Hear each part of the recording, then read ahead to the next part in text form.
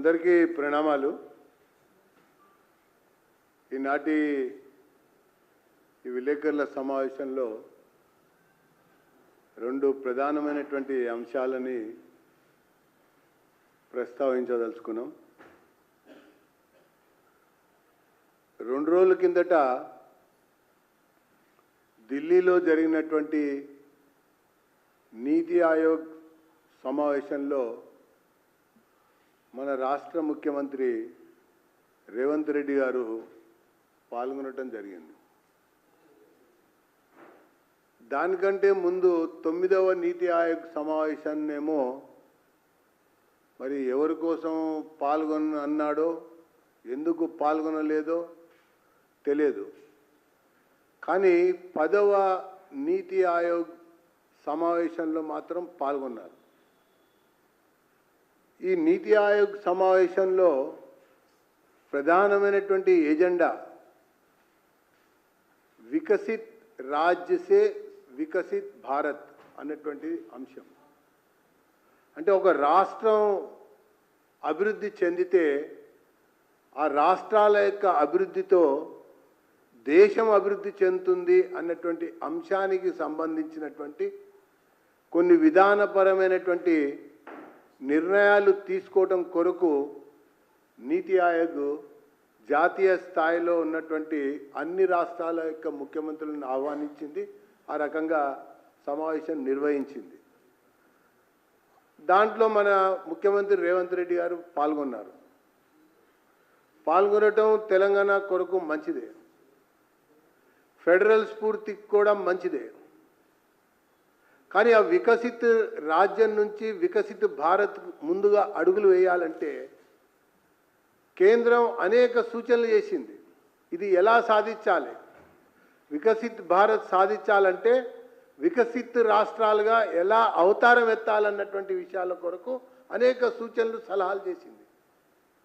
ముఖ్యమంత్రుల యొక్క అభిప్రాయాలను కూడా తీసుకున్నది. ఆ సమావేశం యొక్క స్ఫూర్తి తీసుకున్న మన ముఖ్యమంత్రి రేవంత్ రెడ్డి గారు ఈ రాష్ట్రంలో ఉన్నటువంటి కొన్ని వేల ఎంఎస్ఎంఈలకి ప్రభుత్వం తరఫున బకాయిలుగా ఉన్నటువంటి సబ్సిడీలు, అది విద్యుత్ సబ్సిడీ, ఇన్పుట్ సబ్సిడీ, ఫైనాన్స్ సబ్సిడీసు, వీటిని విడుదల చేయటలే ఈ రాష్ట్రంలో. ఇప్పుడు విడుదల చేయాలని చెప్పని ఈ సందర్భంగా నేను డిమాండ్ చేస్తున్నా. ఒక అంశం. రెండో అంశం, వికసిత రాజ్యాలు సాధించాలంటే కేంద్ర ప్రభుత్వం ఇప్పటికే ప్రారంభించినటువంటి అనేక సంక్షేమ పథకాలు ఇతర అనేక రాష్ట్రాల్లో అమలు జరుగుతున్నాయి, లబ్ధి పొందుతూ ఉన్నారు. ఫెడరల్ స్ఫూర్తి గురించి కూడా మన ముఖ్యమంత్రి పదే పదే మాట్లాడుతూ ఉంటాడు. మొన్న నీతి ఆయోగ్ యొక్క సమావేశం యొక్క ఎజెండా అంశం కూడా అదే. కాబట్టి ఏ పథకాలైతే తెలంగాణ రాష్ట్ర ప్రభుత్వం అడ్డుపుల్ల వేస్తూ అమలు జరగకుండా చూస్తూ వస్తోందో ఆ పథకాలు మొన్నటి యొక్క సమావేశ స్ఫూర్తితోనన్నా ఈ రాష్ట్రంలో అమలు చేయడం కొరకు తక్షణమే ఆదేశాలు జారీ చేయాలని చెప్పని భారతీయ జనతా పార్టీ డిమాండ్ చేస్తూ ఉన్నది. ఇక మన అందరికి కూడా తెలిసినవే పథకాలన్నీ కూడా. చాలా వ్యవసాయానికి సంబంధించిన పథకాలు చాలా ఉన్నాయి. ఉచితంగా పంపు సెట్లు ఇచ్చేటువంటి సోలార్ పంపు సెట్ల విషయంతో పాటు, ఆయుష్మాన్ భారత్తో పాటు ఇంకా అనేక విషయాల్లో కూడా ఎంఎస్ఎంఈలది సబ్సిడీల విషయంతో పాటు, దాంతోపాటు ఇంకొక అంశాన్ని కూడా ప్రస్తావించారు. అభివృద్ధికి సంబంధించిన విషయం కేవలం రాష్ట్ర రాజధానులే కాకుండా మరో కొన్ని రాజధానులు అంటే మరో కొన్ని నగరాలను కూడా ఎంపిక చేసుకుని అభివృద్ధి చేయాలని కూడా చెప్పారు. మన తెలంగాణ రాష్ట్రం ఆర్థికంగా ఆదాయం అందిస్తున్నటువంటి మహానగరం హైదరాబాదే. Nearly 40% of the state budget resource హైదరాబాదే. ఆ దిశలో కూడా అడుగులు వేయవలసినటువంటి అవసరం ఉందని చెప్పని నేను భావిస్తూ ఉన్నా, నేను అభిప్రాయపడుతున్నా. మరి ముఖ్యమంత్రి ఆ దిశగా నీతి ఆయోగ్ సమావేశంలో జరిగినటువంటి ఒక అంశాల విషయంలో మరి ముందడుగు వేస్తారని చెప్పని భావిస్తూ, ఎప్పుడు ప్రతిసారి కేంద్రం ఇది చేయలేదు, కేంద్రం అది చేయలేదు, కేంద్రాన్ని మేము ఇది కోరాం, కేంద్రాన్ని అది కోరాం, ఇంకా వాళ్ళు పెండింగ్లో పెట్టారు అన్నట్టుగానే ప్రతిసారి మాట్లాడుతూ కాలయాపన చేస్తున్నటువంటి ఒక ముఖ్యమంత్రి ఫెడరల్ యొక్క స్ఫూర్తితోన రాష్ట్ర పరంగా, రాష్ట్ర ప్రభుత్వ పరంగా వికసిత రాజ్యం కొరకు చేయవలసినటువంటి ఒక కార్యక్రమాల విషయంలో, అంశాల విషయంలో మీరు అడుగులు ఏ రకంగా ముందుకేస్తారనేది భారతీయ జనతా పార్టీ నిశ్చితంగా గమనిస్తుంది, పరిశీలిస్తుందని చెప్పని నేను ఈ సందర్భంగా పేర్కొంటా ఉన్నా. ఇక పోతే కాళేశ్వరం నోటీసులు, బీఆర్ఎస్ నాయకత్వం ఎదుర్కొంటున్నటువంటి ఆరోపణలు చాలా ముఖ్యమైనటువంటి అంశం. The entire Telangana people wants to know it.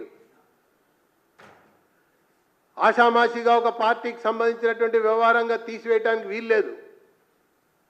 ఈ రాష్ట్రాన్ని 10 సంవత్సరాల పాటు ఏలుతూ దోచుకుని దాచుకుని దాక్కుంటున్నటువంటి నాయకత్వం ఉన్నటువంటి పార్టీ బీఆర్ఎస్. ఈరోజు కేసీఆర్ నోటీసులు ఎదుర్కొంటున్నాడు, కేటీఆర్ నోటీసులు ఎదుర్కొంటున్నాడు, హరీష్ రావు నోటీసులు ఎదుర్కొంటున్నాడు. కవిత లిక్కర్ కుంభకోణంలో కూరుకుని జైల్లో ఉండి బయటకు వచ్చి నీతి వాక్యాలు మాట్లాడుతూ ఉంది. ఒక రాజకీయ పార్టీలో, ఒక ప్రాంతీయ పార్టీలో, ఒక కుటుంబ పార్టీలో ప్రధానంగా ఉన్నటువంటి 4 నాయకులు ఇన్ని రకాల అవినీతి ఆరోపణలు ఎదుర్కొంటున్నటువంటి ఒక సందర్భం. బహుశా ఇలాంటి నేపథ్యం భారతదేశ రాజకీయ చరిత్రలో, ప్రాంతీయ పార్టీల యొక్క చరిత్రలో ఏ ప్రాంతీయ పార్టీకి కూడా, ఏ ప్రాంతీయ పార్టీ నాయకత్వానికి కూడా ఇన్ని రకాల అవినీతి ఆరోపణలు వచ్చినటువంటి సందర్భాలు లేనే లేవు. 1 కాదు, 2 కాదు, 3 కాదు. ఫోన్ ట్యాపింగ్ వ్యవహారం, కాళేశ్వరం విచారణ, ఈ ఫార్ములా, మాదక ద్రవ్యాలు, భూముల వ్యవహారం, ఇక పోతే పశువులకు సంబంధించినటువంటి ఒక దాని విషయంలో కూడా ఇన్ని రకాల ఆరోపణలు ఎదుర్కొంటూ వీళ్ళు జనానికి నాయకత్వం వహించేది ఏంది? వీళ్ళు జనానికి ప్రత్యామ్నాయం అని అనటం ఏంది? పైగా విచారణకి వెళ్ళొచ్చి హాజరయ్యి కేటీఆర్ మాట్లాడిన మాటలు, అక్కడ కవిత కూసిన కారుకూతలు, ఇప్పుడు విచారణ నోటీసులు వస్తుంటే న్యాయస్థానాల తలుపులు తట్టడాలు,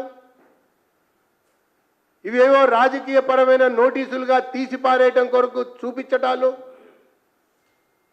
ఇవి రాజకీయ నోటీసులు ఎంత మాత్రం కాదు.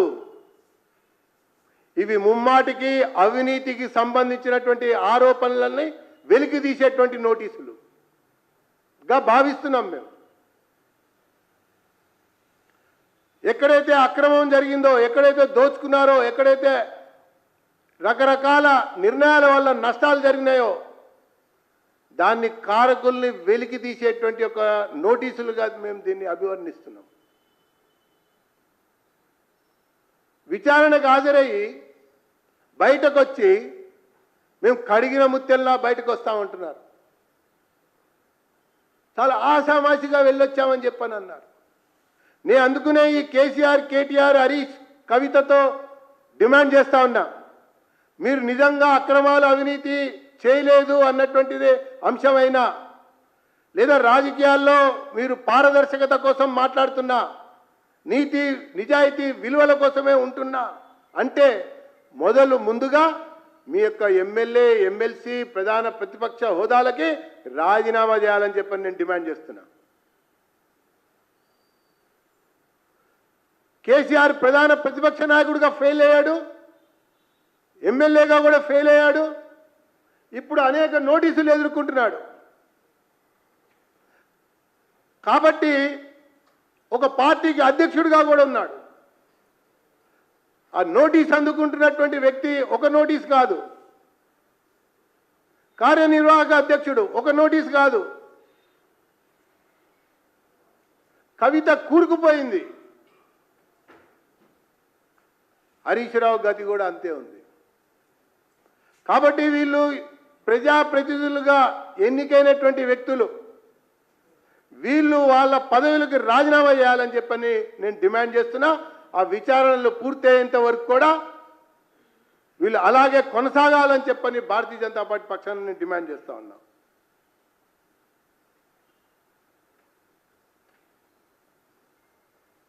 ఇక పోతే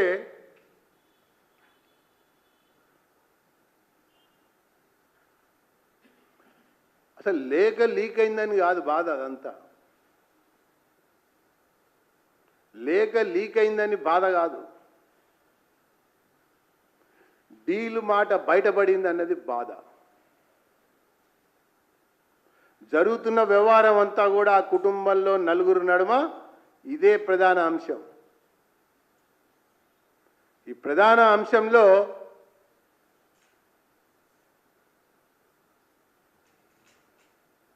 షర్మిల బాట కవిత పడుతుందా లేకపోతే బయట పడుతుందా అన్నదే ఈరోజు ఉన్నటువంటి ఒక అంశం.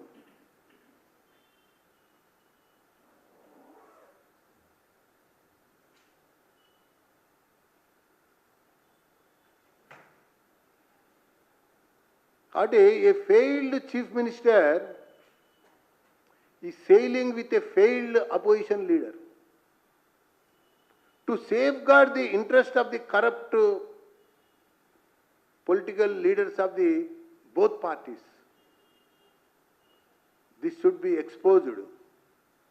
అందుకనే ఈ రెండు రాజకీయ పార్టీలని మేము జనం ముందల దోషులుగా నిలబెడతా ఉన్నాం. వీళ్ళు కలిసి ఎలా దోచుకుంటున్నారు, అధికారంలోకి వచ్చి దోచుకున్న వాళ్ళని ఎలా కాపాడుకోవాలని చెప్పని వీళ్ళు ప్రయత్నాలు చేస్తున్నారు అన్నటువంటి విషయాల్ని ఒక బాధ్యతాయుతమైనటువంటి ఒక జాతీయ రాజకీయ పార్టీగా మేము వీళ్ళ బ్రతుకులు బట్టబయలు చేయటం కొరకే బయట పెడుతున్నామని చెప్పని నేను పేర్కొంటా ఉన్నా. ఓకే,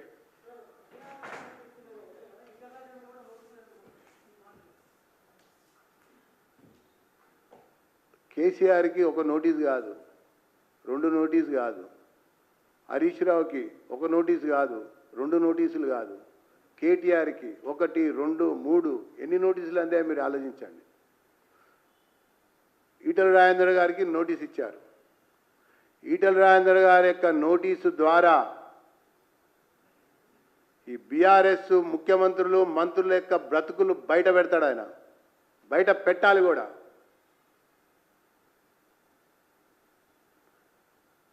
ఈటల రాజేందర్ గారికి ఇచ్చినటువంటి నోటీసు పైన భారతీయ జనతా పార్టీలో కూడా చర్చించి ఏ రకంగా ముందుకెళ్లాలన్నటువంటి విషయం పైన మేము ముందుకెళ్తాం. Okay, thanks.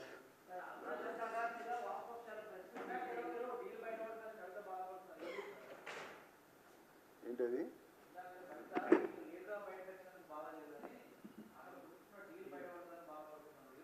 నేను ముందే చెప్పినా కదా, రాజకీయ పార్టీల నడుమ డీల్ కుదిరిందని, నాయకుల నడుమ రాజీ జరిగిందని, ఆ వ్యవహారం బయటకెళ్ళా పొక్కిందని చెప్పని నలుగురు నడుమ తర్జన భర్జనలు అవుతా ఉన్నారు.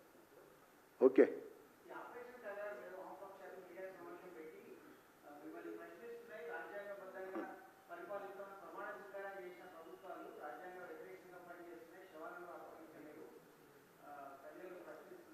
అసలు వామపక్షాలు ఏ రోజైనా ఉగ్రవాదుల దాడులను ఖండించినాయా?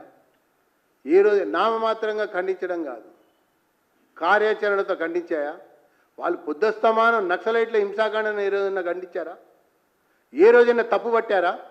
ఏ రోజైనా హత్యాకాండని నిలదీశారా? నిలదీయని వ్యక్తులు, రాజ్యాంగం పైన నమ్మకం లేనటువంటి యొక్క వ్యక్తులకి, సంస్థలకి మద్దతుగా ఈ కమ్యూనిస్టులు మాట్లాడటం ఉంది కాబట్టే దేశంలో ఒక్కొక్క రాష్ట్రంలో వాళ్ళు తుడిచిపెట్టుకుపోయారు. ఓకే,